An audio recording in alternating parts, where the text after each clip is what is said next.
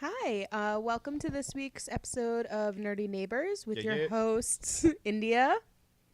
Hey, I'm Joe Fanning. Hi. Hi. Each week, we're going to talk about a different aspect of nerdom and beyond. Yeah, it's going to be a super fun time. So this is our first official week that we actually did research and cared about, and by we, I mean me. So thank you for those 3 people, including my mother, who listened to our intro, like episode 0 podcast. That was super fun, super awkward. So let's see how this goes. Hopefully this goes better because it has structure and not just pretend. She has so many notes. I have so many notes. You this entire week, you've been coming up to me just being like, I want to talk to you about... No, I can't. I know, I can't. So I can't hold it in any longer, so I'm glad we're here. So this week, we're going to talk about Disney animation, which is near and dear to my 90s child heart as being part of the good old Disney Renaissance. So I did all the research, so I guess we'll talk about some of our other stuff first, and then we'll get into it. So yeah, let's grab some let's do a real quick announcements shout out of all these things. So we do have all of our social media hooked up, so you can find us on Twitter, Instagram, Facebook. Is that it? And YouTube. And we have a YouTube. Yeah, we'll have the audio on there as well. So all those social media can be found at My Nerdy Neighbors, and you can also find us as a podcast now. Yeah, it's official. Official. We're actually on official things. Real life. Mm-hmm. You can find us on iTunes, Google Play, Podbean. And SoundCloud. So yeah.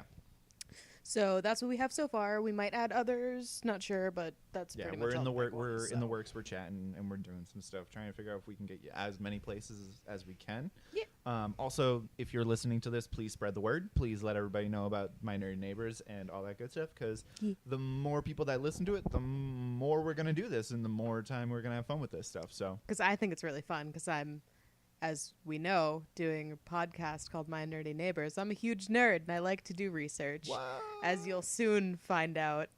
It's pretty great. It's awesome. I'm pretty impressed because you have I'm staring at your laptop of she has a laptop and she has it zoomed out to, all of those pages, and there's 7 of them, and I look at my iPad. And I look at my iPad and there's maybe 4 notes on here, so I'm pretty pumped. It's going to be sweet. I'm pretty excited. We also have a Patreon. If you would like to donate to us, that would be awesome. There's a bunch of different levels. It starts at $1, goes up to 25 plus. Yeah. But you can go check that out. It's mynerdyneighbors.com. Mm-hmm. We don't have any sponsors yet, so maybe we'll get that soon. We'll see what ends up happening. See. That's a thing. Yeah. But yeah, no. But it's still early. We're fine. So. We're using the sweet Rock Band microphones. Yeah, it's gonna be great. I love those Rock Band microphones. I'm gonna mention it every episode until we get new ones. No, it's okay. If we actually get real microphones, I'm probably just gonna see if we can slip in regular. We're gonna have regular Rock Band microphones every once in a while, and just be like, "Do you notice the difference? Because they're beautiful." Because I'll just be we'll get the new microphones, and I'll just be like, "Oh my god, oh my god, oh my god." I mean, we also only have one pop filter between us. No, it's fine. Don't worry about it. I have it. Can you tell? But no, also on top of that, if I can jump on that real quick. Of course. With Patreon, just to talk a little bit more about that, we have different levels. So depending on what you want to donate to us, if you want to donate to us, like what we do, and want to help us support, if you give us that money, we're going to put it right back into My Nerdy Neighbors, and we're going to try and make this podcast better and better and better. And depending on certain levels, you get cool emails, you get thank yous, even if you get high enough, you get some behind the scenes videos, which is pretty awesome. Yeah, we are filming all of this secretly. That's not that secret now. It's not a secret now because that's okay. I just we'll said edit that out in post. But all of these are being filmed, so if someone is like, oh my god, I really need to see their faces while this all happens for some reason, you can donate us money and we'll give you YouTube links. Yeah, it's pretty exciting. And then on top of that, we'll have some hopefully by the time this podcast airs, we're gonna have t-shirts on sale. So we'll send you guys the link. You guys will find that link on all of our social media, and you guys can buy some pretty sick, nasty t-shirts with our logo and a bunch of the other fun ideas that we've had out there. So look out for that. It's gonna be sweet. They're probably gonna be on Teespring, but we'll let you know. But the links will be up. We'll throw that thing out there. But yeah. Cool. So you wanna move into it? Wanna get going? Know, you're the one talking, so like, okay. I'm just a passenger on this boat ride.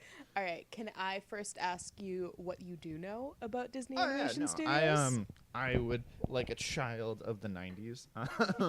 I grew up watching like the Mulans, like the Tarzans, like the Beauty and the Beast. I know a lot more about. I've actually focused a lot more on like Disney corporate. So like I know a lot of like Disney as a business, where they like who they bought, what they own in this modern day, where they're like the acquisition of Star Wars, Marvel, and all that stuff. Cool. So you know more like modern stuff. Yes, when I think of classical Disney, honest to God, all I picture is just Walt Disney sitting there in like a studio, just going, "They're gonna love this. They're gonna love this." Yes. So that's it. That's the whole episode. That's the whole end of episode. And cue credits. It's 6 pages of just that. Cool. Let's start way back in 1901. Oh yes. 1901. 1901. Our pal, Mr. Walter Disney. Are you on the first name basis? Yes. Do you guys grab lunch all the time? No, because he's dead. What? Crazy town. All right, sorry. So he was born in December 5th, 1901. Why are you so 1901? I'm just really excited. So he was born in Chicago, and he moved around with his family to Missouri, actually, and grew up there and studied art. He ended up going to the Kansas City Art Institute as well as the Chicago Academy of the Fine Arts. And from there, so he's a Chicago boy? He was born there, but he moved to Missouri like pretty quickly. Oh, okay, cool. Yeah. So he grew up in Missouri. He's a Kansas City boy. Ooh.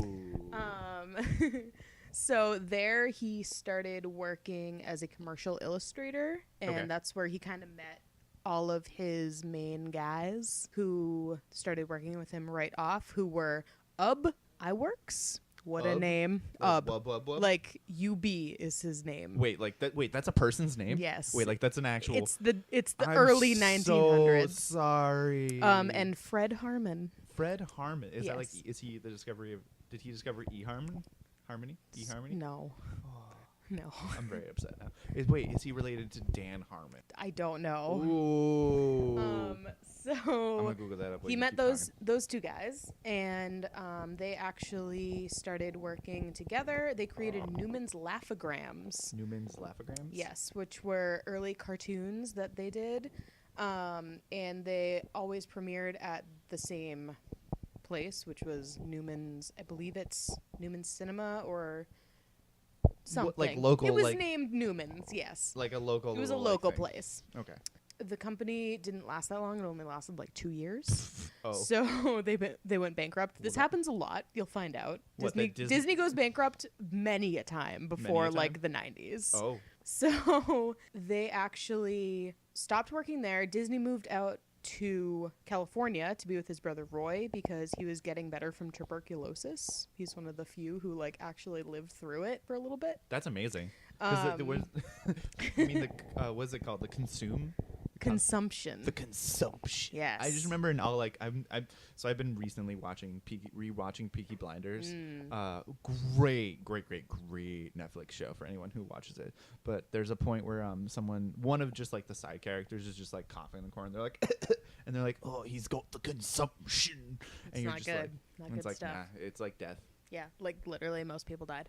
So yeah, he moved out to California to be with his brother. Okay. In 1921-ish. Okay. And in 1923, they actually started the Disney Brothers Studio, which soon became the Walt Disney Company. So did Walt just take over after? Basically, yeah. Was he just he like... was the one who like ran most So he of was it. like the business guy where he was just Yeah. we're broskies, but like I'm in charge. Not even like I'm in charge, like I'm the animator / cartoonist, so I'm gonna I'm name in charge. it after me. So I'm the idea guy, so... They're actually, like, I didn't find much about Roy. By the way, I found most of this information on Wikipedia. I'm not going, like, and reading a Walt Disney biography. because I don't have time. I have time to read Wikipedia though, like We just 700 lost pages of Wikipedia. all 5 of our listeners because of that. You know Thank what? They read Appreciate Wikipedia too. It's a good time. They started doing like small films at first, and they were actually a lot of mixed animation and live action, kind of like in Mary Poppins early on. Oh, okay. Interesting. That's really so. Like they started with like someone walking, like a real person walking around, and then like animation. Yeah. Stuff. Cool. So they actually started out doing an Alice in Wonderland series with. Wait, whoa. Yes, so there is an early Alice in Wonderland series that was also in the works with another artist who did the Felix the Cat cartoons, I believe. So, like, they were kind of partners, and she was actually married to the guy who would later become... She married He became, like, their co-producer kind of guy. Waltz and this. Tricks. Yeah. Okay. It's all very complicated when you actually get into, like, who is what and like Oh, I know Yeah. Felix the Cat. yeah. Okay. So basically they did the Alice in Wonderland, they did the Oswald series, which is another Yes. Oh thing. my god, I love Oswald. um Did they just get? Didn't I read something like recently about how they just got the rights for Oswald back or some shenanigans I like have that? no idea. I didn't see anything about it. Ooh, I was about to say because I remember hearing like how like Oswald might be coming back into like film and animation. Mm-hmm. So I'm freaking out because I remember reading. But then again, I also played that. There's a really cool. Sorry to jump in. There's a really cool video game that came out 5 years ago. That's like Mickey and the magical like paint thing. It's all about. It's literally like Oswald takes over. Oswald's evil. Yeah. Because he's like, I was locked in a dungeon for 20,000 years. I'm taking over. And Mickey's like, oh, I need to go save the day. And so he goes saves the day, but with like a paintbrush. All right. And it's really, really cool because it's like That sounds pretty dope. Oh, because it's like old. It's like all of the people who are affected by Oswald have like old animation type looks. Cool. From like Steamboat Willie era Mm-hmm. to Mickey, which is modern. Mm-hmm. And it's like you just see this clashing thing. But in the end of it, Oswald just wanted a friend. Aw, poor I know, Oswald. Right? Cutest. Anyways.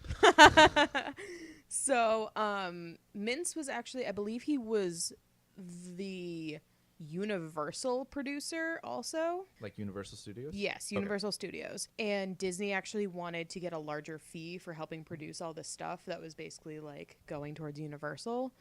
And Charles Mintz was like, nah, fam. So he took the entire animation team besides who had joined Disney in California. He took all of his animation team and pieced the fuck out. And then Wait, is this Disney or is this Universal? This is the Universal guy. Oh, So he left because he was like, nah, I'm not paying you more. Bye. I'm taking your whole animation team because I can pay them. what a dick. Yeah, these people That's are like that's- harsh. I was about to say that's rough. It gets brutal. Like, wait. So in my notes, it says, as a big fuck you to Mintz. Good. Walt Disney and they began to actually work on Mickey Mouse at this time. Originally, Mickey Mouse was called Mortimer Mouse. I heard that he was not named Mickey Mouse. Mortimer Mouse? Mortimer. Mortimer. I'm sorry for his parents. Yeah. But his wife was the one who suggested that he change it. Wait, Walt did? Walt's wife. Walt's wife? Lillian. God bless women. God bless. Yeah, she was like, I think it's a little harsh. I could just picture that. He like comes out of like his little studio. He's like, honey, I got this idea. Look at, and she's like, oh wow, that's so nice. That's She's so like, cute. wow, that's adorable. And he's like, it's Mortimer. And it's just like, maybe not. They started releasing Mickey Mouse shorts, and Steamboat Willie came out in 1928. And it was Did it really? the first animated short that had post-production sound. So this was a year after The Jazz Singer came out, which is the first film with sound. Yeah. So this is actually like pretty impressive. Well, yeah, because everybody was freaking out. Because I know that much. Where like everyone freaked out because Steamboat Willie was not only was he moving and it was animation, but he was whistling, and everyone was just like, "Oh my god!" Yeah, that's pretty cool. Yeah, that's pretty rad. So they continued to make more Mickey cartoons as well as other things, and they actually got the rights to the Powers Cinephone, which allowed them to make the sound work, basically. And through most of the 1920s, 1930s, they started making the silly symphonies, which I'm sure you've seen, like what the hell is it called? The skeleton dance and the mummy's tomb with like the spider that walks down into now the I know tomb. exactly. Yes. I remember watching that on House of Mouse. Yes. So those they Dating ranged from myself. like 5 to 7 minutes long, but they were like pretty dope for the Nice. time. Oh, that's pretty awesome. And they all had sound, which was really cool. Yeah. So audiences were like, oh my God, look at these really cool black and white cartoons that have sound. And because it was so successful, he was actually able to start hiring on more artists to the team. So because of Steamboat Willie and a bunch of these like music videos, effectively, like Basically. animated music videos. Yeah, orchestral music So videos. what you're saying is Walt Disney was the OG MTV. Yes. I knew he was like punk rock before punk rock was cool. Definitely. I mean, look at that mustache. I mean, yeah, look at that mustache. That's what, like we were talking about this sometime this week, but like the Saving Mr. Banks. Yeah. When I saw Tom Hanks with that mustache, I was like, You're yes, like, ooh. yes. Ooh, boy. Ooh, boy. So he began to be able to hire on more animators. Yeah. Which was great because that meant his lead animators didn't have to do all the work anymore. Oh, that's good. They, instead of having them do every single drawing, they could do like the main drawings, and they had other artists fill in, which is like common now. I was about to say, yeah, it's like the common practice now. But that began then, basically. So that was like 1929-ish. Okay. So he finally officially left the Universal partnership and moved on to Columbia Pictures in 1931, which began the golden age of animation for Disney Studios. Ooh. So this is when he attained the use of the full-color 3-strip Technicolor, which colored the cartoons. So Crazy town. he actually got the rights to it for 5 years, and no one else could use it. Wait, hold on a sec. Wait, Disney. Wait, so for 5 years, like, is that when like Snow White and all that shenanigans came out? This is when Flowers and Trees came out, if you've seen that one, which is like the waving trees and the flowers. Oh, yeah. That's and they all like dance, and there's like the evil creepy tree. Now I remember. No. Now I remember. But so he really just had like that for the whole. Talk about a goddamn monopoly. Yeah, so he basically bought it out for 5 years, so he was the only one who could use it in cartoons. Rude as fuck. I mean, good for him though. So, I mean, you honestly, gotta imagine this guy at this point, because like, how old is Walt? What year is this?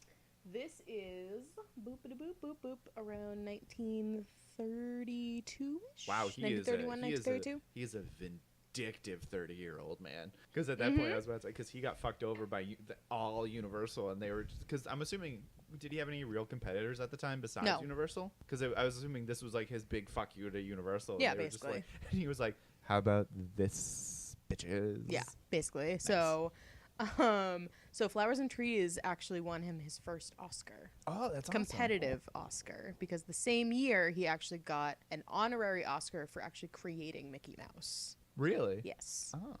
So that was his first year of like Oscarland. One of many. He's actually the holder of the most Oscars by a single person. Really? Still to this day. Really? He has 22. 22? Yes. To his face.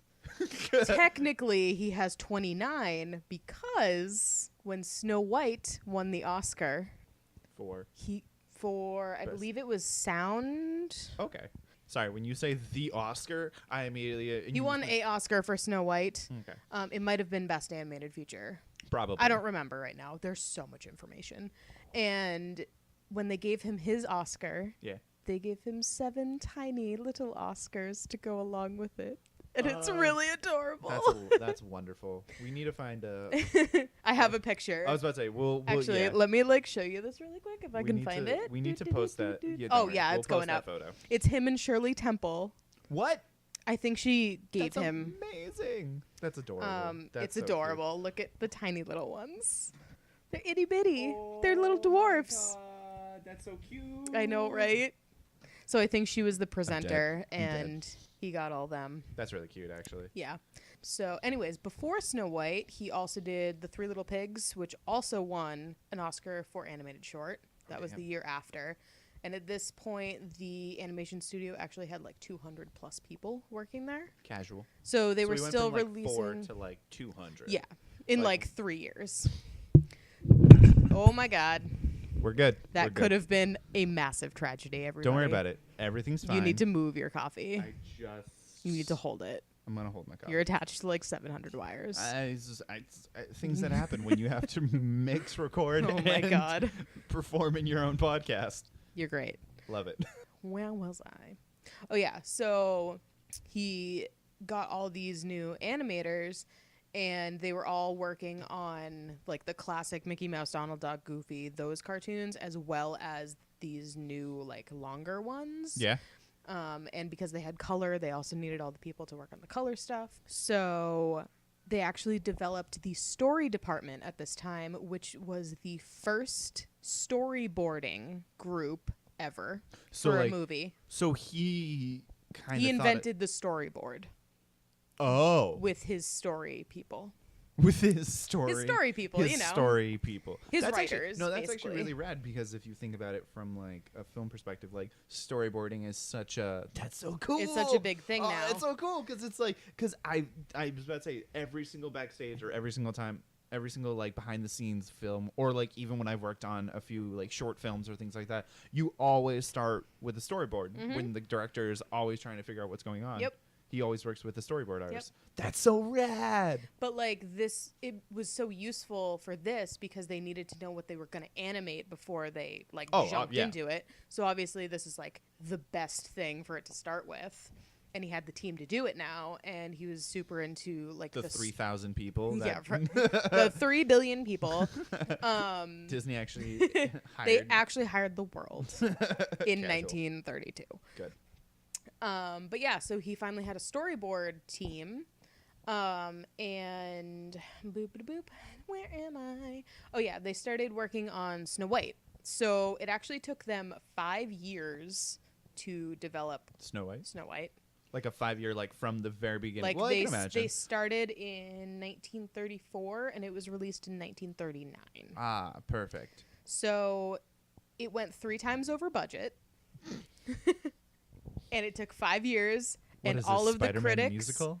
Yes, Spider-Man the musical of the 30s, and all the critics said it was going to be like the worst thing ever, and it was going to ruin the company. So Spider-Man the musical. Yes, but Spider-Man actually like ruined everything. Well, that's also because Spider-Man like had people like flying and dying. I know. Did someone actually die? No, he fell and got like super injured. That's what. Okay, cool. Because like all the people that when I worked with like people who were adjacent to that, they were like, oh my God, did you hear about this almost death or this death? And no one was actually clear with me. I think it was like during a rehearsal and like the rig just stopped working or something. I don't know. Well, I was about to say, because like when I was working as an ASM, my stage manager was one of the creative.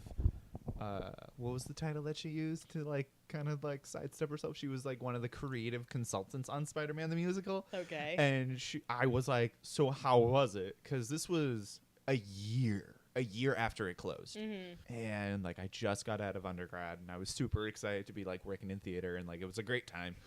And out of nowhere, I was like, oh my God, so like tell me about Spider-Man. And she was just like, yeah, someone got injured.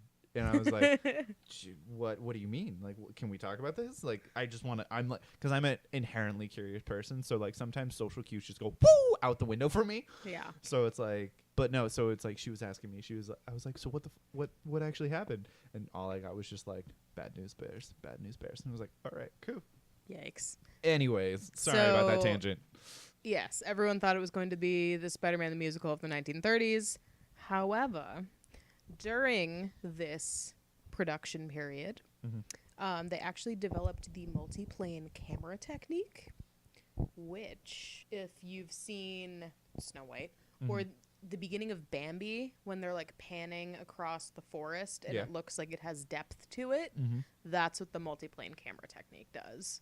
So basically, you have a camera that faces down. Okay. And so then you have like the drawing on the ground. So they started doing paintings on glass. Oh. So you could have like 4 or 5 layers. Oh. So you would do like a bush, and then that's you would really do rad. like some trees, and then you do some other trees, and you could move them all different ways. You can move them side to side or up and down. Oh my god, that reminds me of like South Park. Yeah. Did you ever hear? I was like the beginning of Basically. South Park where they're like I think it's the first season is straight up just It's all like paper cut. all paper cut, Yeah. and they just are moving them, and it's like, isn't it effectively stop motion at that point? Yeah. Yeah. That's what this is. That's so it effectively was just like, because every time they move it, then they take a picture and they do it over and over and over again until it pans the whole thing. Yeah. that's so rad. Yeah. What? Crazy. So that got developed, and Disney actually made the animators do reshoots so that they could add all this in so it would make the movie better. Which it did because it won the Oscar and 7 tiny mini Oscars. So That's adorable. clearly worth it. That's like adorable. Yes, I said also won 7 miniature Oscars, comma, adorable. Did not even read that. That's amazing. So once I mean, they're so cute. They're like little. they're really cute because it's literally just like They're for those of you actual who dwarf haven't looked at size. the actual picture yet. There's a bunch of little tiny Oscars going up on a staircase towards the big Oscar, and it looks just like. Well, not just like, but it's like they're dwarf size. yeah, compared it's to like the normal just like one. when you think of like Snow White and the Seven Dwarfs, and it's just like, oh, this is so cute. Anyways, So after Snow White, obviously it's the 40s. So World War II happens. ooh, I know something about this. I I know about that Donald Duck Nazi Yes. thing. I'm getting there. So they immediately went bankrupt in 1941 because no one was going to see movies. Oh, well, that was Because everyone got shipped off, or not yet, actually. They were just This is why you sad don't and hire the in entire wartime. world, because then when the world goes to war, you don't have any workers. Yeah. So the bankruptcy actually led to the first public stock offering of the company Wait, so because it because went they bankrupt, were it going went public? poor. Yes. Oh, that's cool. Because they were going poor, he was like, well, let's sell some shit and try and make some money back. Interesting. Cool. And also decided to cut wages at the same time, oh. which actually started the first animators strike, which went on for 5 weeks Oh. during 41, which was in the middle of production of Dumbo, which is why Dumbo took so I was long about to to say, come 'cause- out. So it was actually being worked on for about 2.5 years because Because of that they 5 just week. yeah, That's crazy. because it took so much time out because once again every single frame is a picture, so it takes about a week to do I was about to say, yeah. a it's like- minute. Yep, it's like stop motion. Yep. So it's effectively like, gee willikers, we worked 80 hours this week. How many minutes did we get? 2 minutes? All right. Yeah, pretty intense. I'm actually pretty impressed that these people would do this. It's truly an It's like that inspiration. episode of Parks and Rec where Ben gets really depressed and starts to do the stop motion, and he's like, Chris, I've been working on this for like 2 weeks. I'm really proud of it. And it's literally like 4 seconds of animation. Even better. Do you remember that episode of iCarly? No. Oh my God! There's an episode. Did you watch iCarly? Mm-hmm. There was an episode of iCarly where Spencer, Carly's brother, Yes. was doing stop motion. If you don't know who Spencer is, he's the best character in iCarly. He was doing stop motion. He was like pretending. He was like, I'm gonna be a stop motion I person. think I do remember this. And then at actually. some point, that someone just knocks over all of his things, and he Yes. just has like this minor freak I out. do And remember and that. he's like, I've been working on this for 3 months. Yeah, and it's like literally 5 seconds. of that. Exactly. And then eventually he just redoes it, and it's basically just like, I am an alien, I am a man, burrito, and the burrito, and like a burrito just drops out of nowhere, because that's what ended Yep. up happening. Is that one of the other characters just drops a burrito in the middle of his set, and he's just Yep. like, why? That's It's great. yeah. Sorry. Masterpiece. Tangents. Speaking of things. masterpieces, so after Dumbo, obviously they took another hit because once again no one's going to the movies. They're all sad. And Bambi came out, and they took another $200,000 downward spiral, and they were basically they were basically forced to do war propaganda films and training films at this point because it's the only way they were going to make money, Really? pretty much. Ooh. So they actually started the Walt Disney Training Films Unit, which made training films. Mhm. Oh my God, who would have thought? And they also did the War Bond films, which starred Donald Duck. I was about to say, is that the Donald Duck Nazi thing that I was talking about? That's a different one. That's called Der Fuhrer's Face. And it Oh. actually won an Oscar for Best Animated Short. Oh. Which I just remember I saw it in. was 43. Yeah. So that was a thing. Interesting. Yeah. So in order to kind of save money, So in essence, World War II kind of saved Walt Disney? Kinda, sorta. Because I'm assuming he got... It's basically the way they survived the 40s. I wouldn't say it saved the company. Why? I have a feeling bankrupt's coming up real quick again. Eventually, yes. Good. Can't wait. Yikes. Yeah, so then he also did the first live action stuff since like before, which were the True Life Adventures, which are kind of like weird documentary nature film things, a la early Planet Earth. Welcome to Planet Earth. I am your host, Walt Disney. Basically. Cool. So during this time, they also had the animators still working, obviously. So they released Cinderella in 1950, but this actually worked out a lot better for them, and they made $6 million in the box office from it. From Cinderella. Oh. Yes.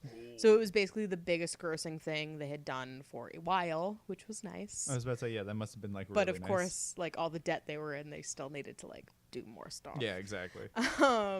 So they also released Treasure Island that year, which was live action again. Oh, and Treasure Island, what a quality film! It's pretty great. I haven't seen it in a really long time. Oh my god! Oh no, it's like something that I always go back to because I'm always just like, because we were watching Treasure Planet. Yeah, we were earlier this week, and I was like, I got the hankering for Treasure Island because I was like, oh, I need that 1950s in my life. Yeah, they continued on the trend of some live action stuff. So they were doing both at this time because the company was still big enough that they could pull it off, and it made them more money instead of just having animated stuff, which took a really long time to produce.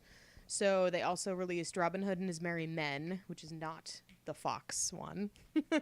That's Robin Hood, the animated one, later. What? There's Wait, two. That what? Yeah. You're lying. You're blowing my mind. Wait, like a live action? There's one? a live action Disney Robin Hood and His Merry Men. What? Yeah. Why? I need to put this on my reading list, on my list? watching list. Wait, what is it? Robin Hood and His Robin Merry Hood and His Merry Men. Merry is spelled Merrie. And what? Merrie. But yeah, and at this point, he actually went back to Alice in Wonderland as an inspiration. And that's where you get the animated Alice in Wonderland. So that and Peter Pan then came out, which actually used a lot of the same voice actors. If you listen to, like, Wendy and Alice are the same exact voice actor. I also saw this thing where they had the girl who played Wendy/Alice. Yeah. Like didn't they like pose have her like dress up as Alice just walking around? Oh yeah, they started doing that like super early on. It actually was for the animators. They would have people in the animation studio or animals depending on what they were doing, and they would have basically like a live person or animal to draw from, which was actually really cool. Because I remember being a child and seeing like the Lion King thing where they would just have a bunch of like where they would have like a tiger or a lion, not a tiger, but like a lion and like a hyena like in the office, just like in a cage as like their they like let them like walk around and stuff. That would be terrifying. It's Imagine pretty dope. That'd be dope, but like I don't know, like maybe clearly I'm not thinking about this correctly, but like my immediate thought was trained ones. No, I know that, but I'm still like, even if I was like at my office, if I was in my office and all of a sudden I just saw like a lion just casually walk by, It was the best day ever. Cry. I would immediately look at my boss and be like, I'm gone. I'm bye. I'm good, thanks. I don't want to be eaten. So at this point, it's the like mid 50s ish, and Walt Disney kind of started looking to do other things, such as the theme parks that we all know and love, except for me because I've never gone and I'm really sad about it. Please take me, send me. Was that to me or to the audience? Anyone, send me to Disney World or Disneyland. Okay, I got Please. that. Okay. Anyways, so he left the animation studio basically in the hands of the so-called 9 old men who were the original lead animation team. Oh. So they were kind of in charge of whatever was going on at the studio, but Disney always went to the storyboard meetings and kind of was around-ish. Well, I was about to but say also that, doing theme park stuff. So, did I even write? I don't even know. So he actually started trying to get permits for Disneyland at this time. The first one he got was in Burbank, but it was too small. So he was like, nah, fam, we're going to Anaheim. So why are you on your phone? I'm checking. I'm fact checking. Oh, look at you. I'm like actually like making notes and like listening to things. Thanks. This I is also appreciate my it. for the record. You looked like sneaky, like you were. No. For the audience, it's literally me just like writing down all these notes because these are cool things to me too. Okay, great. Anyways, thank you for not being a jerk. Thank you for being a friend. So, to develop the parks, he actually needed a design team. Yeah. Which started out as the WED department, which was basically a group of animators and designers. The WED. The WED. And they were sent out to every single theme park that existed in the United States. And just rode roller coasters for days. Yeah, and basically like tested out the theme parks to see what would work and what like wouldn't work and how things are set up, what would be the best way to set it up, what makes people happy in theme parks. How much did you vomit on this one on a scale from 1 to 5? You know. Good times. So basically he wanted to make like the perfect theme park to go along with. That sounds like Disney. Yeah. I mean, he now... Perfectionist. Yeah. So this actually became the Imagineering people. Ooh. Yes. So they ended up working on like all the theme parks, and they're kind of the design base for everything that's Disney. All things Disney. All things Disney. The Imagineering department. Eventually they opened the park in 1955. You should check out the pictures of the opening day because people look crazy. Like they are running through the main gates. Oh. Like it looks like a stampede. Oh, can't wait. It's awesome. I'll show you later because I can't find it right now. That's okay. We'll put those in the We'll list. put them up. So obviously it was the original theme land. So it was Adventureland, Frontierland, Fantasyland, Tomorrowland, and then it was all connected by Main Street USA. Yep. Which is based on his hometown. Really? Yes. Where was he born? Well, his hometown in Missouri. Oh, like the okay. one he grew up in. I was about to say Chicago. No, not Chicago. Yeah, it's based on his hometown in Missouri. Rad. Yeah. So, and whatever, it opened. It's all great. Everybody loves it. Hooray! And it's still like obviously it's been growing ever since, Yeah. and it expands like once every 5 minutes. So Disney actually partnered with ABC at this time because they started working on television programs. So this is mid-50s when they started doing Mickey Mouse Club and Davy Crockett, and like other random TV specials. They did like Mickey Mouse, no, not Mickey Mouse Christmas yet. That was like, they did kind of like a trip through the park, but it was a special that they did. Interesting. Yeah, I think it was like a Christmas special or like Thanksgiving special. It was released around the holidays, so Okay. people could be like, it was basically a promotional video. Rad. That's actually pretty cool. Yeah. So yeah, they started doing some TV stuff, but at the same time, they were still doing animated movies, and they actually started doing a lot more of them, but they weren't really accepted as well in the 50s, and it kind of started slipping a little bit. But they were actually using more and more common technology that was coming out. So they filmed Lady and the Tramp in CinemaScope. So that was their first one in CinemaScope. What's CinemaScope? I don't know. It's some filming thing. I didn't look them up because I'm the worst. You can look it up if you want. I will. They're just different filming techniques, Okay. basically. Sleeping Beauty was released in Technorama 70mm, and then 101 Dalmatians was released with Xerox cells. So feel free to look those up. Interesting. Yeah. I don't know what any of that I is. don't either. It's weird 50s mumbo jumbo. Interesting. Okay. Cat's pajamas. That's the 20s. Sure. Never mind.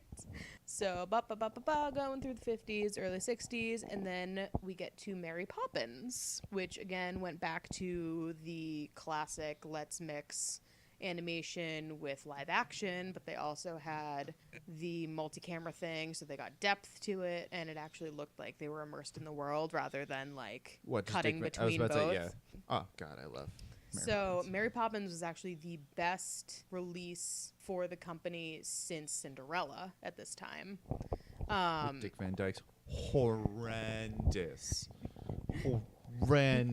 English accent. I love it.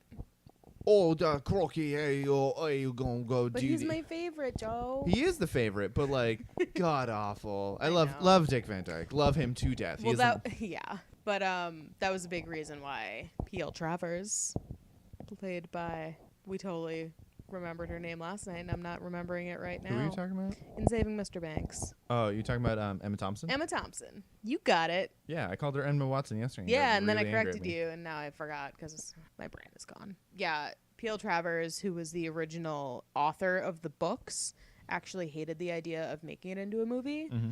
But she finally agreed. Obviously, if you've seen Mr. Banks, you know this whole story. But oh my god, no! I highly suggest it's a tragedy. if you haven't, I highly suggest it. Some people get really uppity because it's not like actually what it's not like. It's like that thing where perfect. it's like it's inspired. It's Disney-fied.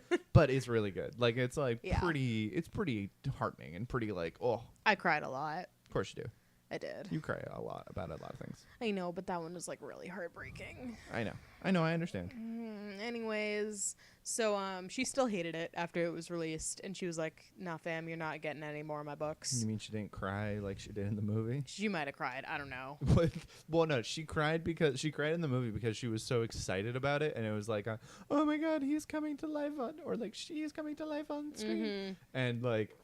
I'm assuming she probably cried and left the theater and was like, that was garbage. Yeah. Get out. Yeah, so they didn't actually end up getting the rights to any of her other books, so they just left it at Mary Poppins at that point. And now there's Mary Poppins 2 coming out. Yeah, it is. Finally. Finally. Finally. Is there a Mary Poppins 2 book? There's lots of books. Really? Yeah. Oh, It's I a need to- series. What? Yeah. I'm gonna get killed by the internet for not knowing this. I'm gonna get killed. But like I had no idea. I'll show you. Interesting. All right. Yeah, good to know. they're like little short books. Okay. Now we kind of get into the 60s, and this is when Walt Disney started doing plans for Disney World. Okay. So he came up with the idea for Magic Kingdom and also the experimental prototype community of tomorrow, also known as Epcot. What? That is what it's actually called. The experimental. Is the experimental prototype community of tomorrow. See, I feel like I knew that. I feel like somebody explained that to me. But what? Yeah, so basically it was how many supposed people to be do you like think actually know what that means? How many people do you think that like who go to Epcot or go to Disney No World? one knows. No, I was about to say I guarantee you probably about like 1,000 people know that. Yeah. And I'm probably gonna get shouted at by every single one of those 1,000 people on the internet. It'll be great. I didn't know until like yesterday. So it was originally supposed to be like a futuristic city, Interesting. like a full running city within the park, and it was supposed to be the main part of the park. Okay. Of Disney World? Yes. What would become Disney World? Yes. Okay. It was actually supposed to be the center rather than Magic Kingdom. Interesting. Disney actually never got to see any of this happen because he died of lung cancer complications Aww. in 1966. Anyways, Disney died, and at that point, he actually had worked on 81 feature films. 81 feature films. Yes. Holy shit. So that was his whole career. That's not just animated movies, but that's his whole career. But that was only like 30 years. He did 81 movies. Yeah. So then we hit the dark days. The dark days of Disney. Is that what they're labeled as? The dark days of yes, Disney? actually. Really? Yeah. Wow, they went really like emo with that one. This is their lovely teens. This is their teens. So in between the 60s and like late 80s, they didn't really release too many animated movies, and when they did, they were pretty spread out. So in that time, they released the Aristocats, Robin Hood, yes, the one with the fox. Oh, I love that stuff. The Rescuers, Mickey's Christmas Carol, Pete's Dragon, which once again mixed the animation live action dealio, Fox and the Hound, which is the saddest movie of all time, fight me, and The Black Cauldron, which, as we know, is a fabulous work of art. It's terrifying. It's so good. That's so sad It's because so like, I think 80s. like so many of those movies are just like such cornerstones of my childhood. Like, I love Robin Hood. No, I was about to say Robin Hood's amazing. Yeah. I was actually shocked. What was the first one on that list? The Aristocats. I'm shocked that's on there because Yeah. like Aristocrats was the shit. Like, I mean, this is kind of like dipping into. No, like, I understand that, but yeah. it's like crazy. But Black Cauldron was actually the first produced in Super Technorama. I don't know what that means. It's basically just a step up from regular Technorama. All right, good to know. But you know what I mean. We watched it the other day, and it's like that weird animation style. No, I get you. So through all this time, the main studio and animation department went through name changes as well, which Okay. kind of weird. Mm-hmm. So they had started out as Walt Disney Productions, which changed to Walt Disney Pictures in 83. And then 86, it went to Walt Disney Feature Company, with Walt Disney Studios being the film department and Walt Disney Feature Animation as a division of it. So it basically got like a little complicated and bigger, but at the same time, like, who cares? Then Walt Disney Animation Studios was the last culmination of it once they added Pixar in 2007. So Currently it is Walt Disney Animation Studios. So wait, hold on a second. Pixar is a part of Walt Disney Animation Studios? Now it is. It's officially as of 2007. But I thought they are. Oh, did they have the partnership and that was the first one they actually Yes, we're getting there. Okay. I don't know. You like jumped all the way to 2007. I know. I'm just giving you the whole list of names now. Okay. So in the 80s, after Disney died, he actually gave a lot of his money to the Caltech Animation Arts Department. And hid his head in the basement of Walt Disney World. No, it's actually official that he is not frozen. His head is in Walt Disney World. He's not frozen. His family. They lie. They lie. All right, fine. He's frozen. We'll do a whole episode on Frozen Disney? Yeah. All right, cool. Great. Look out for that episode. Coming in 2025. Awesome. So the Caltech program actually gave the animation studio most of its artists whenever they graduated. So this was kind of the big resurgence of a whole new group of animators coming out of there. So because Disney, the money that Disney donated, it Yeah. kind of gave back. Yeah, the program basically grew, and all these people were like, "Oh my God, I want to work for Disney." So this is where Glenn Keane came from. Oh, okay. And Tim Burton and John Lasseter. Ooh. Yes. Good So old that them. crew plus like the 80s, 90s, and then resurgence 2000s lead animator group. This is where they all came from. They came from that Caltech program. So actually, Tim Burton and John Lasseter were both fired from Disney. Wait, really? Yes. That's amazing. John Lasseter. I didn't even know that Tim Burton worked. He did originally at Disney. Yep. I did not know that he worked within like the Disney thing. Yeah, That's so he crazy. was originally an animator, but because he wanted to do stop motion stuff, and he actually did like part of a Frankenweenie one before he left, they were like, "Nah, fam, get out."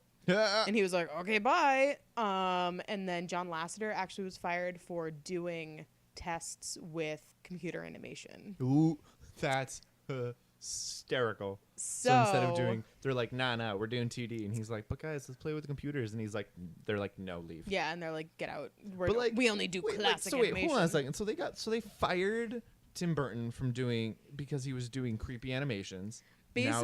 Now he is the creepy animation stop motion guy. And they brought him back. I know, and they brought him back And they brought John Lasseter back. And now too. but John Lasseter, what? We'll get there. We're getting there. That's where we're going. So This is when we actually get to things that I understand what's going on. So this is basically Disney's trying to be like, "No, we just do classic animation. Like, we're not doing anything else because it's working." Obviously, it was not, because this is still the dark ages of Disney. Good. But they're like being really strict and grumpy and old about it. So Lasseter, actually, once he left, he became the head of Pixar. Crazy. So how about them apples? And Burton went to direct and produce his own things. And then obviously he came back for Nightmare Before Christmas. Nah, Edward Scissorhands totally is what put him on the map. So Michael Eisner was the one who basically ruined the company in the 80s. I'm sorry. I remember Michael Eisner. I remember hearing about that name. He wanted to outsource the whole animation department, actually, because it was doing so bad. Wait, what? Yep. That makes no sense. I know. That's so crazy. So it would just like, they would outsource to different companies and just slap the Disney logo on it. Oh, that's so mean. But Roy E. Disney, the son, came to the rescue and basically said, "No, this is what my dad wanted. Nah, fuck off. And if you won't run it, I will." Oh. So he took over the animation department and was like, it will stay in the company and I will run it. Interesting. So Michael Eisner was like, "Yeah, whatever, Roy." Sure, Craig. Sure, Craig. God. All right, Janet. um, Why is it always, for the record, why is it always Janet? because Janet. It's always just like, sorry for those Janets who are listening. We bet you're lovely people, but for some reason your name always just, oh God, Janet. That's true. So Roy apparently came in with So Roy Superman. came to the rescue, and they moved the studio to Burbank, and they expanded the studio, actually. Ooh. And they started to release a film every year instead of every 2 to 4 years. Mm-hmm. So it kind of was like, hey, we actually release movies now, and they're going to be terrible. We promise, maybe. So basically the last one before the true Disney Renaissance was Oliver and Company. So I don't know if you've ever seen Oliver and Company. I was about to say, I think I have like a fever dream of Oliver and Company. Is that It's the story of Oliver, but with cats and dogs. Oliver is a cat. The rest of them are dogs. No, yes, this is the dog thing. I remember watching this because it's like they have like a weird song where like There's a couple weird songs. yeah no yes I remember this. This is a very very. I apologize for people who are just listening to me stutter. But no, I remember that because it's the weird dog thing that my mom showed me and I was kind of terrified. Yeah, I actually loved that movie when I was little. I watched it all the time. I had to go watch All Dogs Went to Heaven afterwards. No. For some reason, All Dogs Went to Heaven made me happy. Oh my and God. that gives you a window into my mentality of a child. Anyways. Yeah, this is also the same time where a lot of companies were also starting to develop their own animation departments. And that comes in a little bit later. But during the production of Oliver and Company and The Little Mermaid was starting also. But in between time, they actually co-partnered with Amblin Entertainment. And this is where Who Framed Roger Rabbit came from. Yes. Because I remember hearing about that. I remember hearing about the weirdness that was Who Framed Roger Rabbit. Yeah, so they sent a couple people from their animation team to London to work with Spielberg's people. Yep. And then they got the rights for some Looney Tunes stuff and Disney stuff, which is like the only time this has ever happened. Did you ever read into the specifics of that contract? Not really. So no. there's a very interesting. I love Who Framed Roger Rabbit. It's such a funny, intriguing movie to me. It's amazing. And the thing that's really, really cool is that I forget specifically what the wording is, but because it's Disney and Looney Tunes. Oh, right. They couldn't be in the same scene. No, they can't. The only time that they have to have the equal amount equal amount of screen time. So every time that's why the only time that you see, I think it's Bugs Bunny and Mickey is when they're in the exact same scene for the exact same amount of time. Yep. And same thing with Daffy and Donald. They're in for the exact same amount of time. Yep. And it's so crazy to me because like when you're a child, you don't really think about that kind of concept, and you're like, oh, whatever. My cool favorite cartoons are just hanging out, but it's actually like so much work just to get that to happen. But also just like the many contracts. Yeah, I was about to say contract on contract on contract. Yeah, but actually, it was a pretty successful movie. Oh yeah. Critically and like box office wise, they actually won 3 technical Oscars for it between the two companies, because I don't know if you've watched like the videos about it, but the whole thing where they made sure that stuff like moved perfectly and shadows were animated perfectly even though like the cartoons were not in the room. Yep. It's nuts. Like there's videos about it where like the lamp moves and the animator perfectly animates Roger Rabbit in certain lights as the lights moving around the room, and he's not there. It's crazy. See, I love that kind of shit because that's so cool to me. Like the amount of time that animators and illustrators will put into like lighting. Yeah. Like there's the only real analogy I can really think of is like when I think of video games, because there's a whole department in the animation studio and the visual department in a video game company where all they do is lighting. Just lighting and assuming shadows. It's the same thing in an animation studio, but all they do is just focus on lighting. There's a person dedicated to lighting Mickey Mouse in a certain way and Roger Rabbit in a certain way during the entirety of the movie. Yeah. Like that blows my mind. That is so cool. And it's all you do all day. Dude, I must love it. Great money. But yeah, like the technical stuff in that movie is actually like super impressive. Like when what's his name? What's the detective's name? Vernon or something? I don't remember. But he's handcuffed to Roger Rabbit for like a good 20 minutes of the movie. I know exactly what you're talking about. I don't remember. And there was like a dude like with a string like moving the handcuffs. That's so crazy. It's nuts. It's crazy. So anyways, they deserve all those Oscars. Everything's awesome. Good job, everybody. So then we get to the Disney Renaissance. Yeah. That was a great Wasn't intro. that a song? Beautiful intro. A great song. So Little Mermaid Mm-hmm. is released, and everyone is like, Little Mermaid is the beginning of the. It My is- whole concept of when Disney movies came out was just completely blown out of the window because I, for some reason, thought that Beauty and the Beast was the beginning of that. nope. All right. Well, I'm gonna strap myself in for this one. Okay. So Little Mermaid is released in 89. 89. 89. Blow my mind. Not the concept. Maybe? Concept drawings, there you go, of Ariel were actually based on Alyssa Milano. Really? Yes. That's Her face, at least. well, yeah. Yeah. That's wow. Crazy. Everyone go Google Alyssa Milano right now. Actually, if you watch, this is where I'm going to bring it up. Mhm. I watched a bunch of Disney like mini documentaries that are Yeah. all like a half an hour long.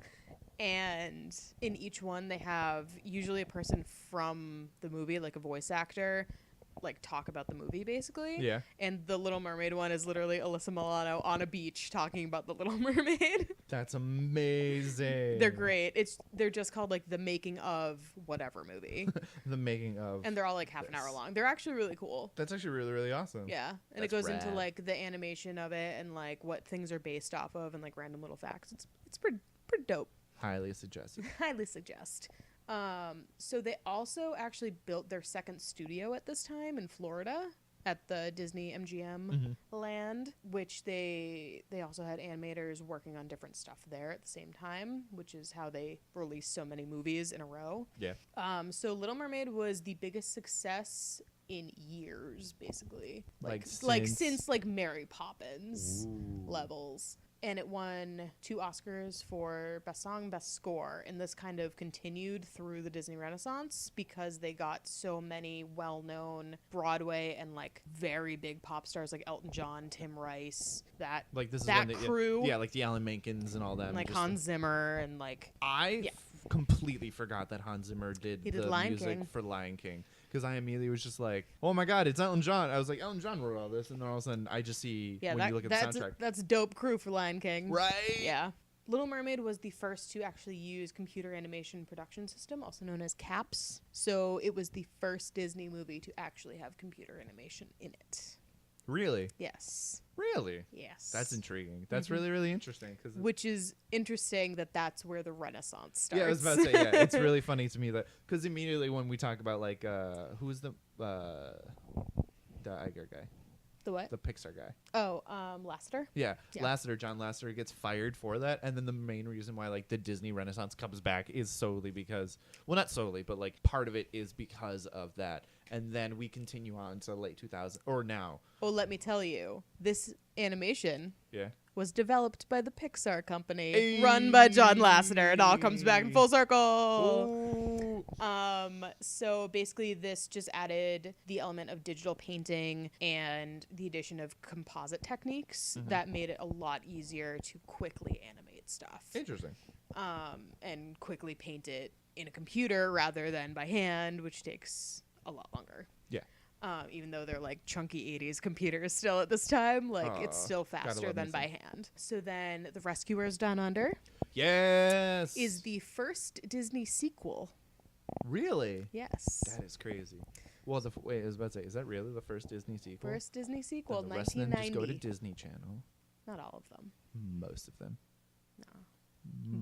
Most of them were direct to video. Most direct to video and Um, Disney Channel.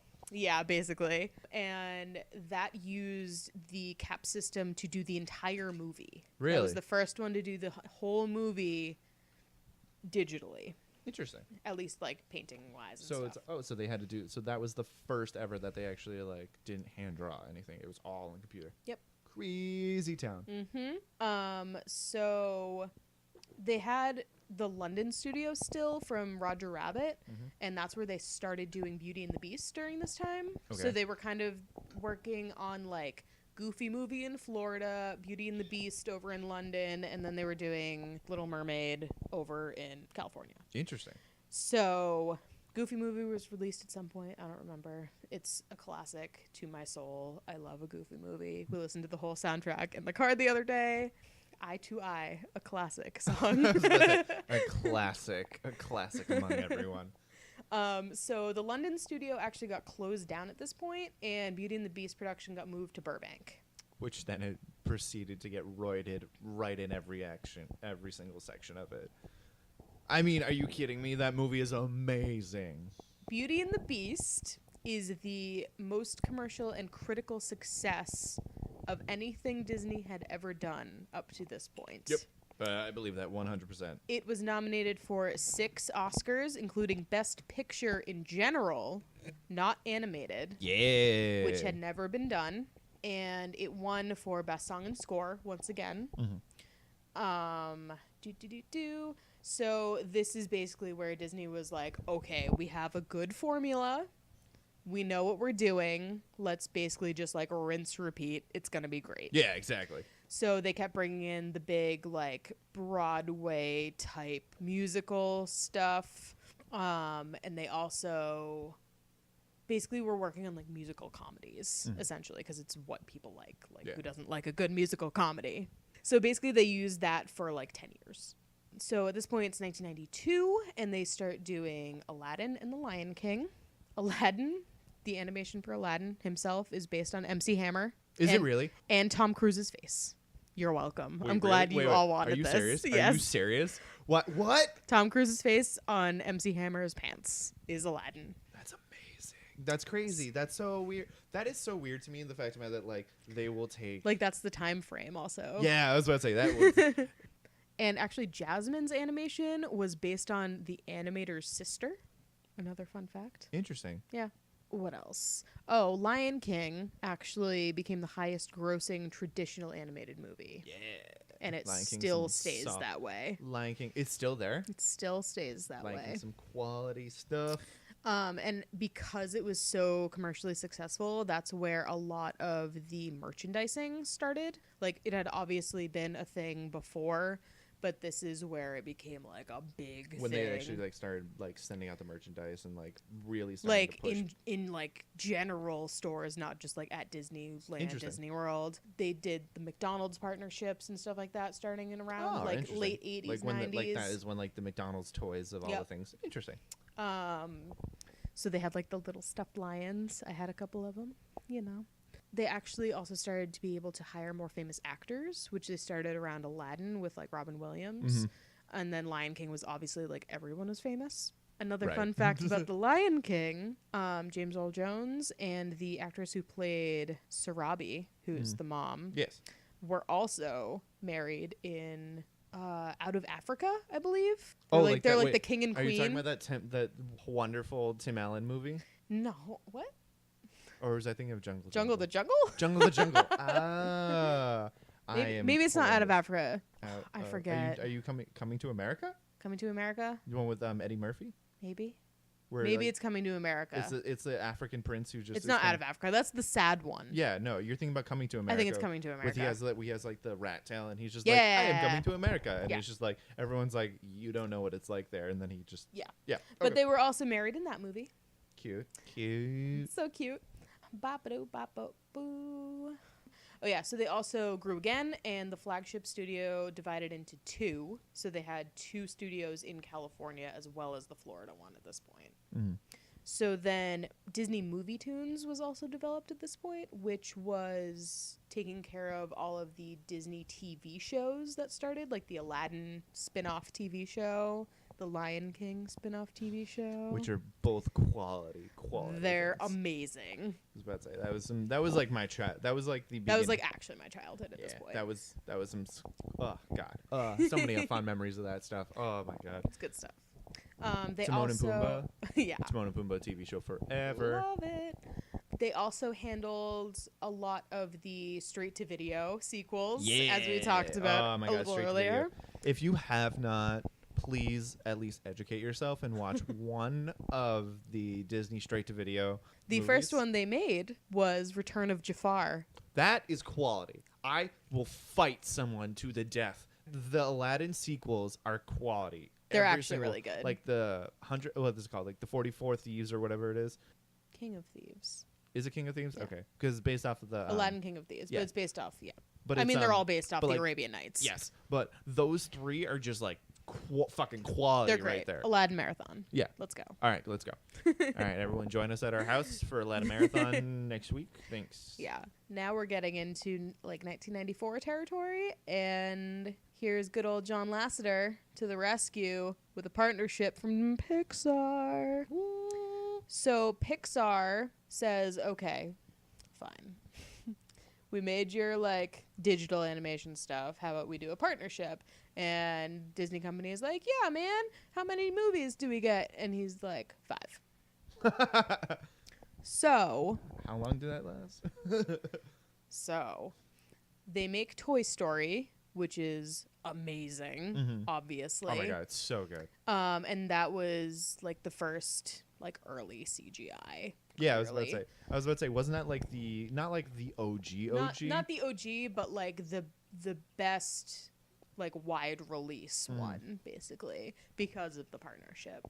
And this makes Pixar more well known, and also Disney gets to try CGI stuff. So they get 5 movies. So it's Toy Story, then A Bug's Life, Toy Story 2, like Monsters Inc., and then they still had like another one on the horizon. A lot of those were actually all talked about within like one lunch between all these people. Yeah. They all just like sat down and all like the ideas hashed out every yeah, single they were like, thing what of if we made like a movie about bugs? Hey, I will fight. Honestly, Bug's Life is I love one of Bug's my Life. Bug's Life is one of my favorite Pixar films to date. It's so cute. Yeah. But it's a rock. I know, right? I love Dot. Hopper, so good. Oh, Hopper. What a good villain. What a pal. What a champ. I dig that whole the whole animation style of Pixar and like how they kind of did that, because I don't know, it's just so cool. It's actually really funny to like watch Toy Story now compared to like what's been released recently. Like if you watch Coco and then you watch Toy Story, like the animation is so old. Oh looking. my god, it's ridiculous. But for the time, it was like amazing because of that, and everyone was like, "Oh my god, animation's so cool!" Things like DreamWorks and 20th Century Fox decided to start their own animation studios. So this is where Disney kind of starts fighting to keep up with all other people. studios, It's my favorite especially DreamWorks. That's my favorite Disney princess, Anastasia. Anastasia, actually officially a Disney princess now. Is that official? Is No. that actually official? I don't know if it's official yet. Did they buy them? Yeah, Did they? they did. That They was real? bought 20th Century Fox. Oh, that's true. You're right. I But remember that. we get whole in there. thing. We get in there. It's actually Blue Sky Animation Studios, but it's 20th Century Fox. I was about to say, but Animation. isn't it owned by 20th Century Fox? So they release Pocahontas, which was not reviewed very well, actually. They thought it was believe that. actually going to be better. So then they released Hunchback. Ah, Hunchback. They actually had a studio in France at this point, also. Ooh. A smaller studio. What a coincidence. Oh my god. Crazy town. And obviously, by this point, whenever they were animating something that had to do with a certain place, they would just send the animators there. Yeah. There was a whole, I remember seeing those back things. Yeah. So, like Aladdin, they just sent them off to the Middle East. And they're like, hey, go look at cool architecture that's, like, amazing, that's, like, 2,000 years old. I love it. Eat it up. Just eat it all up. And just, like, take a bunch of pictures. I am hang such out. an architect nerd. Like, I love the design and the look of buildings and how they work and like the whole like structure of a building and how it works and how ancient, like not ancient, but like Gothic or Renaissance or Victorian style buildings still function at a higher level now than most of us. Oh yeah, because they're well built. They aren't But it's just so cool. trash. It's just so cool to me. And then also see that animation, like they effectively just sat there. Like imagine sitting there for like 4 weeks, staring at Notre Dame, getting every single detail that you can, and like interviewing people who work in Notre Dame or around Notre Dame, and you're like, let's talk about this, let's figure this thing out. Like, and then you have to bring, because your job is to bring that to an animation. Like, well, it's pretty awesome. I actually like very much remember. I think it must be the beginning of the Hunchback video where they talk about it for a little bit. Yeah. And like you see the guys like sketching it. And there's like, yeah, and they're like, oh my god, look how perfect this amazing drawing is that I did in like 10 seconds. and you're just like, get away. But like, shut up. You're that talented. hey, shh. Fight me. Anyways, Hunchback was actually more well received than Pocahontas, shockingly. And then it kind of sloped again by the time Hercules came out. What? It was not well received Hercules originally. well, okay, I can understand that because that's when they started taking liberties on like history and I mean, things yeah. like that. Because like most of the downhill slope was the competition from other studios. really was yeah. it? So it was all like basically everyone. Well, at that same time, that's when like Anastasia came out. That's when like There was also like a lot of big blockbusters in the 90s that they were competing with. that is true. So DreamWorks was also headed by one of the former studio chiefs of Disney. Ooh. So he kind of knew what they were trying to do to begin with. Yep. His name is Jeff Katzenberg, if you're wondering. Katzenberg. Does he have cats and burgers? I hope so. That sounds like a great life. Crazy cat man with his burgers. Yes. So, yeah, DreamWorks is run by him, and he basically knows everything about Disney. So he's very highly competitive with that company that he left. Mm-hmm. And after Hercules, obviously Mulan and Tarzan come out at the end of the 90s. And combined, they made $753 million within 3 years. Crazy. Yeah. And Tarzan once again won Oscar for Best Song. Thanks, Phil Collins. You're a pal. Mulan is actually one of my favorite Disney movies. Yeah, I love Mulan. Mulan's a solid choice. It's great. Not just because of the cool Omega history. No. I am a history nerd, so I will eat lore and I will eat history up for breakfast. Mm-hmm. But the actual story of Mulan is even more badass than the movie. By the way, if you have not learned what the actual story of Mulan is, do yourself a favor and Wikipedia that stuff or actually read the story, because it's so much more badass I know it's crazy, so much more badass in the actual story than the movie, because she is a badass in the movie, but like the actual story where they pull from, she just goes, it's full craziness. It's so awesome. Like there's a point. What's up? Well, most of those stories are like so much more hardcore and dark than what they originally were. Like Little Mermaid, the original Hans Christian Andersen one, is like she dies for him. Oh yeah, no. Like she turns to sea foam. She is dead. Like I was about to say, for the reality of what it is, I highly suggest listening to Once on This Island, which is effectively a Haitian version of The Little Mermaid. Yeah. And at the very end of it, some bad stuff happens. Yeah, it's great though.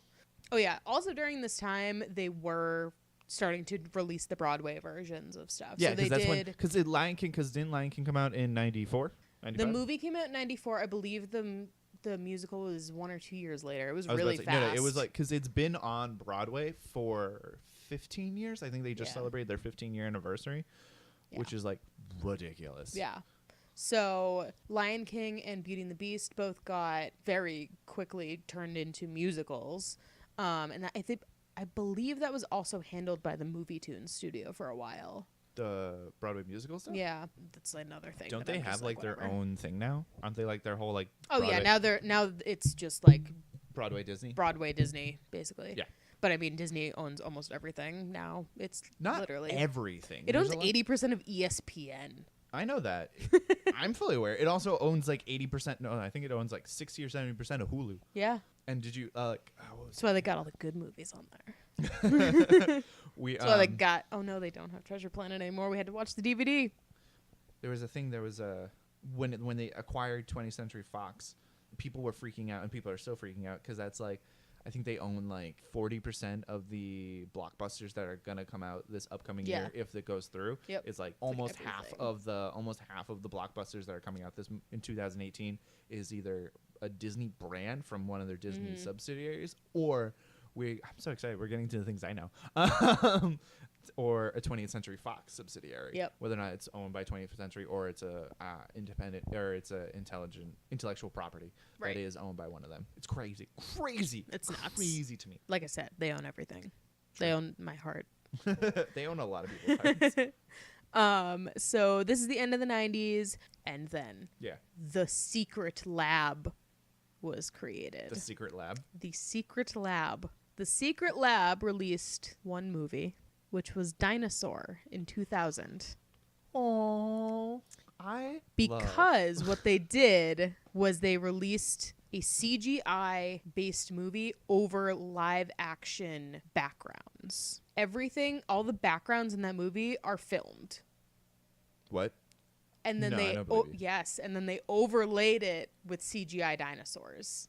We have to go rewatch this movie like tonight. Like Yes. that's ridiculous. Yes, that's so cool. I never even noticed that. Wait, that's so awesome. Yep. Because then it's that's so weird. Yep. But because it was such a high production value and it didn't do as well as it probably should have, because it's an awesome movie. Highly suggested. I was also super into dinosaurs when that came out, so that was like the best day ever when I got to see that. It lasted 1 year. It only released Dinosaur. Aww. But that's so sad and it was because that's such a disbanded. good. That's so cool. That's so rad. Yeah. So in between all this stuff that they've been doing, basically they're in between time, like, oh, it's lunch. Let's work on Fantasia 2000. Casual. Basically, super casual. And Fantasia 2000, as you probably know, is basically the same thing as Fantasia, but updated with new animation. It's like and- actually it looks like more streamlined and it's it doesn't look as like 1950s ish. Yes. It's newer animation, Yeah. basically. It's actually really cool. I like Fantasia 2000. Fantasia is actually really. I really enjoy the Fantasia concepts of like putting music. It's like a music video. It's like a whole. Yeah, it's hour a and music half. video, but orchestral. Yeah, it's an orchestral pretty. music video that tells this kind of really cool story through music and different aspects of the story. Yeah. And I actually kind of really enjoy how they. I love the whale one. Of course you do. It's so cute. But I like how, especially in the original Fantasia, where the guy kind of explains that like how people are supposed to view certain parts of these films and things like Right. that. But like sometimes I get a little annoyed when they get there's like that heavy-handedness. But with something like Fantasia, I feel like that's really good You training kinda for need you. it. Well, like I feel like that's really good training for your movies because that Yes. can be like, just so you guys know, this is not your regular film. This is not what you should be used to. This is not any of this. Yeah. So But I think obviously people knew what Fantasia was, so they didn't do that in Fantasia 2000. Yeah. Which makes it a little bit more streamlined because it just goes from one to the other. But, you know, whatever. Kind of okay received. It was the first one to be released in IMAX. cool. And then the Renaissance ends.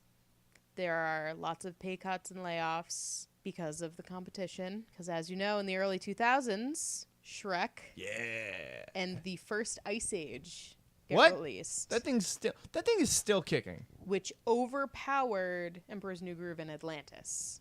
Yep, I remember that. I remember hearing This that. is also like DreamWorks released one of my favorite movies. If you don't know this yet, The Road to El Dorado. I mean, they wouldn't know this at all because Everyone should know this. I love The Road to El Dorado. it's on in our house at least once a week. It's so good. Anyways, this is about Disney. But yeah, Emperor's New Groove and Atlantis were not as well received as Shrek and Ice Age. So lots of layoffs, lots of cutting of people, and the Burbank studio gets closed. Ooh, snap. The Florida studio was still working, and they put out Lilo and Stitch, Such a good film.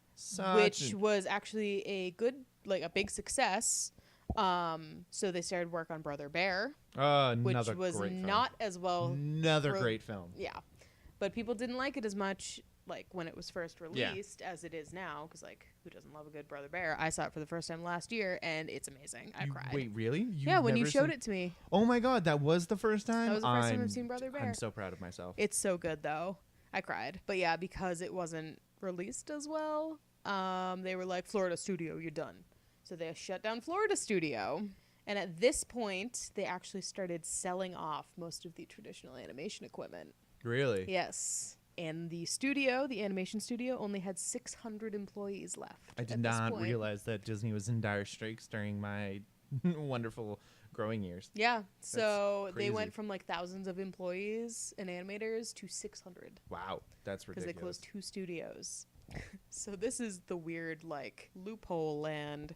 They developed Circle 7 Studios because there's a loophole with the Pixar thing. Mm-hmm. So they said they would release 5 pictures with them, but it didn't include sequels. So Circle 7 is made because if they make sequels of Pixar Disney movies, they don't count towards the 5 films they agreed on. Oh. So that's kind of it's super shifty, and they just keep losing money. Roy Disney comes back again, saves the day with the Save Disney Foundation Mm-hmm. and the Save Disney campaign. And Michael Eisner is finally forced to step down. So goodbye, The final Michael Eisner. The final The coffin, final stand. the final stand of the worst person for Disney, apparently. Yes. And Wow, then I did not realize. Bob Iger takes over. Yep, I know Bob Iger. And he's the man. So he was on much better terms with the head of Pixar and its, head person, good guy named Steve Jobs. At What? this point, Steve Jobs Was the CEO of Pixar? was CEO of Pixar at this time. What? Wait, what? You mean the guy who made the iPhone? Yep. Crazy. I don't even. What? Okay. And in 2007, Steve Jobs was like, you know what? We'll just sell you the company because you're a better dude. So they sold the company for $7.4 billion to Disney. Yes. Wow, that's oh my god. Yep. That's a lot of dough. That's a lot of Toy Story dough right there. Yep. So Lasseter is still on. Isn't he on only as a consultant at this He's point? like the CEO, basically. He runs the company, whereas No, but why Jobs owns it. wasn't there what's his name again? Steve Lasseter? John Lasseter. John Lasseter. I thought I heard something recently that John Lasseter was having some things. This was in 07-08. Oh, okay. So the studios merge, but they are told that one will not take over the other, and they will not share jobs, basically. Okay. Because it's just going to be a hindrance on the company. It's going to strain everybody. Mm-hmm. So they're two separate still, but they're under the Disney Branch. Okay. bubble. So this is actually when they bring back the big 80s, 90s people to come work for them. Obviously, they had brought Tim Burton back early in the 90s to do Nightmare Before Christmas. But this is when they start pulling out the they people. pull out the big guns. They bring Glenn Keane back. Yep. And a bunch What of did Glenn Keane do? What did Glenn Keane do? He was the main animator for a lot of The Disney Renaissance? the big Disney Renaissance people, and he actually was a big part of Tangled. Oh. And his daughter was too, actually. She's one of the lead animators there now. Oh. So Interesting. That's really cool. yes, so they bring back the old animation team to basically usher in the younger generation and to teach them the ways, and the business starts growing again. So the creative units now are not really under an executive-driven studio. It's more of a filmmaker-driven studio. So they get more say in what they make rather than having the head of Disney be like, you're making this, you have no choice. Yep. At this point, they start releasing things like Meet the Robinsons, Bolt, Princess and the Frog, The Incredibles. Princess and the Frog. I love Princess and the Frog. It is as of right now, the last traditionally animated one that they've done. Yep. Ratatouille, Tangled. And that's when they started moving it a little bit over into not a little bit. Now it's obviously more CGI based. Well, now it's all. I was about to say now it's all 3-dimensional, Yeah. Pixar-ish type kind of idea, So Pixar takes a lot of the work basically. They also did what else? Winnie the Pooh, the new one. Wreck-It Ralph. Frozen. They had a small deal with Guillermo del Toro at one point. To do what? They were going to make darker movies. That's amazing. I want all of that right now. Which started with Box Trolls, but he was like, "Nah, fam, going to DreamWorks." And so DreamWorks is still with Guillermo del Toro fighting with Disney and has Guillermo del Toro. So it's crazy. Oh, yeah. Guillermo del Toro. He had some good stuff. I love that. Love me some Guillermo del Toro. What else? Paperman, which came out with what did that come out with? That came out. I forgot to write it down. Paperman. The short. Was it with Wreck-It Ralph? I think so, because that was Yep, it came out with according to Google. It came out. It premiered with Wreck-It Ralph. Okay, so Paperman came out, and it was the first animated short from Disney to win Best Animated Short for 44 years. Because the last time that it won was what? 44 years before that. No, but I'm saying, wasn't it around the Snow White and the Swarm of Dwarves kind of era? No, it was in the 60s. Oh, okay. But yeah, so then they did Big Hero 6, which was the first one to be done with Hyperion, which is the light editing software that they now use in everything that makes everything like beautiful. No, that's rad. I did not know that. Yeah. That's actually really, really cool. So they've been slowly starting to like add more and more. And isn't that their first like official like Marvel? Yes, and film? that's their first official kind of partnership with Marvel. Well, did they own Marvel at that point? I'm not sure, but then they released Zootopia and Moana, which were both like crazy successful. And that's when they also started acquiring the Star Wars franchise and Marvel and 20th Century Fox, which is the most recent one.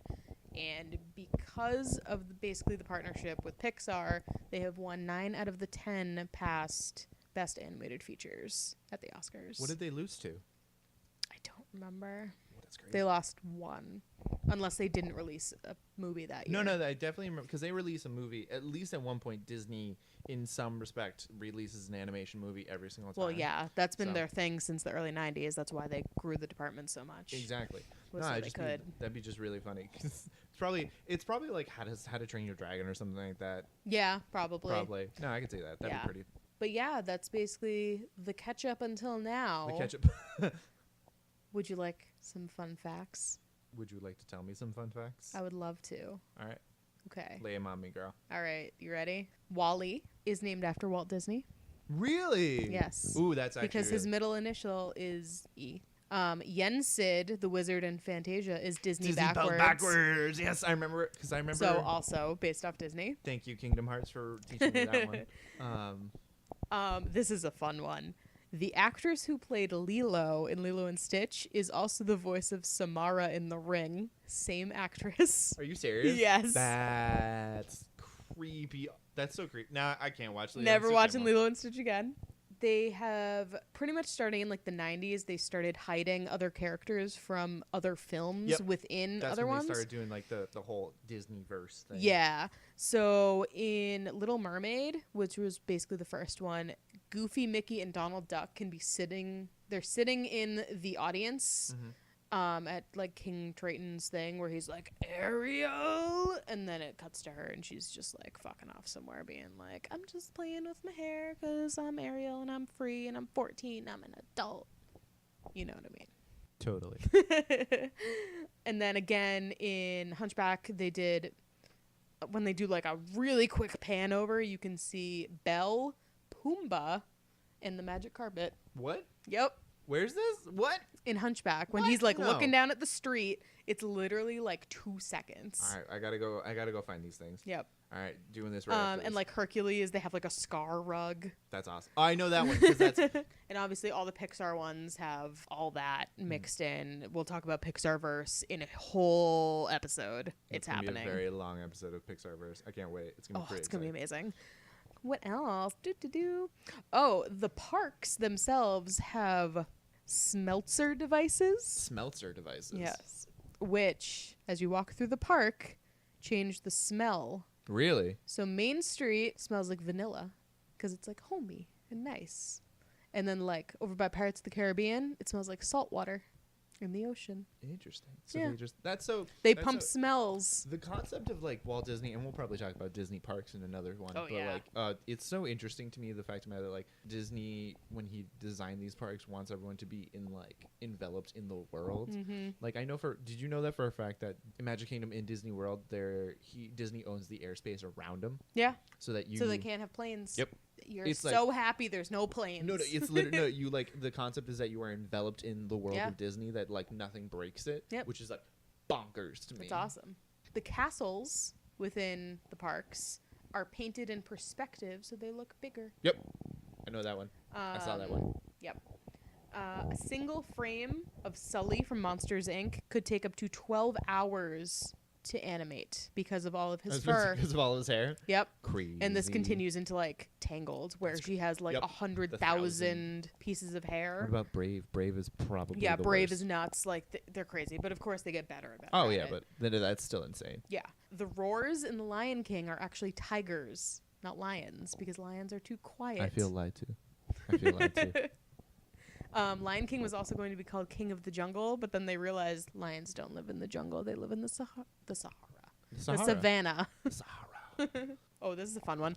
On average, 6,000 cell phones, 3,500 cameras, and 18,000 hats are lost in Disney World every year. I believe that. I've lost so many sunglasses there. Oh, yeah. I'm sure sunglasses is nuts, too. Like, it's just, I've lost so many things there. Disney World is the same size as San Francisco, if you want to Nope. think about it in that Nope, way. That's crazy. The storm in The Little Mermaid, that like 2 minutes of Yeah. storm, took a year to animate because it's so involved. That's amazing. That's so cool. Yep. There are more Elvis songs in Lilo and Stitch than any Elvis movie. Any movie that Elvis was in, he did not sing more songs than Lilo and Stitch. Well, all right then, Lilo and Stitch. I see how it is. Uh-huh. The OG skeletons on Pirates of the Caribbean were real. I heard about that. That's Yep. so weird. They were taken from the UCLA Medical Center Thanks, UCLA. because they were so close up that they couldn't make like fake ones look real enough, so they used real skeletons. That's dedication. A lot of the animation gets recycled from the old movies, so like the dance scene in Robin Hood is used again in Snow White, or the other way around. The production of Tangled was more than Avatar. How Yep. much it cost? Yep. Oh, James Cameron ain't got shit on me. Ain't got shit. Disney did not have a female director until Frozen. All dudes. Yeah, I believe that. Yeah. I actually honestly believe that. That doesn't surprise me in the least. Yep. And the last one is alternative dwarf names for Snow White and the Seven Dwarfs. Jumpy, Deafy, Dizzy, Wheezy, Hickey, Baldy, Gabby, Nifty, Sniffy, Swift, Lazy, Puffy, Stuffy, Tubby, Shorty, and Burpy. And that's all I got. Awesome. But yeah, thanks for on- listening. Yeah, thanks for listening. Follow us on all the social medias, all the things. Support us on Patreon and buy our t-shirts. Thank you. Mhm. Bye. Bye.